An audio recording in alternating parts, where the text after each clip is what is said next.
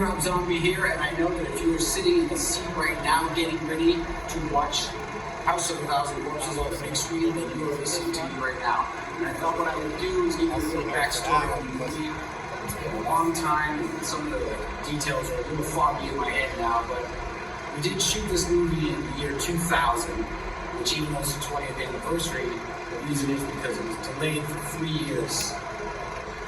For 3 years it sat on the shelf waiting to be released. And the reason for that is, which some of you probably know because I've talked about it a lot over the years, but the main reason for that is after finishing the movie with Universal Studios, shooting on their back lot, which you probably noticed that the best little whorehouse in Texas house is the Firefly house, at least in this film. After the movie was done and completed and we did a test screening, the Universal executives were horrified and brought me into their office and said, yada, yada, yada. We can't release this movie without substantial editing. At that point, I didn't want to edit it at all. I mean, not water it down editing. I didn't want to make it a PG movie, so they dropped it. It sat around for a while, and I shopped it around to basically every studio there was to shop it to, and everyone said no.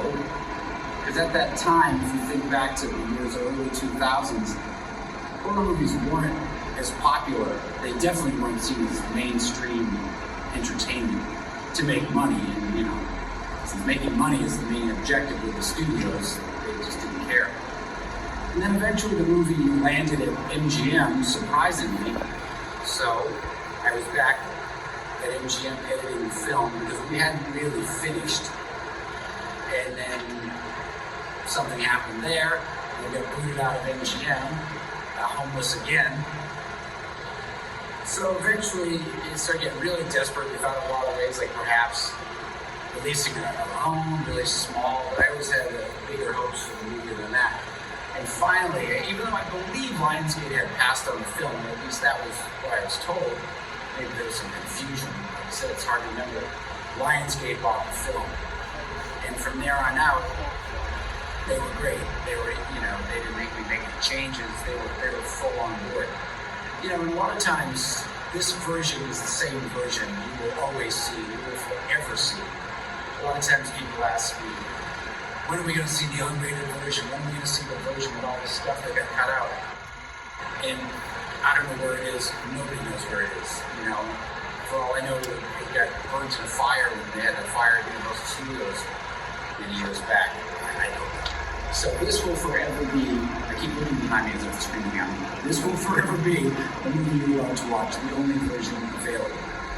And at the time, me and the cast, we all felt like we were, not like doing something special in the sense like, oh, it's so special, but there was a vibe on set, and vibe with all the people to this day has remained. Everybody's still friends.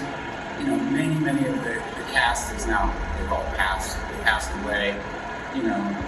Most recently Sid Haig and Michael J. Pollard and Karen Black and Bill Keys. Jesus Christ, a lot of people. I'm forgetting something, I'm sure.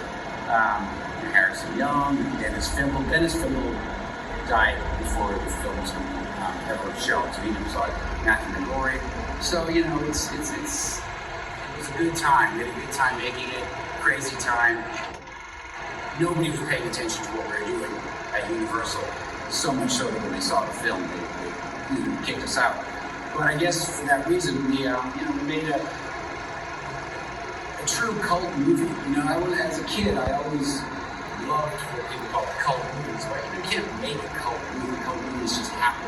Whether it's Eraserhead or Faster Pussycat Kill or whatever. Rocky Horror Picture Show, whatever. It's because the fans embrace a movie that was basically forgotten and bring it back to life. And House of a Thousand Corpses definitely became one of those films. It was a film that was destined to be thrown away, forgotten, in some cases never even seen, but fans embraced it, and 20 years later kept it so alive that it's back in theaters, which is insane. There's more toys than ever, more merch, everything, with 2 sequels, so really, anyone in the theater right now watching this film right now is a testament to you and how you've kept it alive And for me, that's the greatest joy of it all. That's why I love movies, because it's just, you find a weird movie that you love and you don't even know if anyone else has ever even heard of it. And that's always what I love. It's never about giant box office and giant things. It's like, that's what I always love. And that's what this movie essentially is. And there you go. Anyway, here it is. House of a Thousand Corpses. 20 years later, 23 years later, if you want to get technical, but 20 years later on the big screen. Enjoy.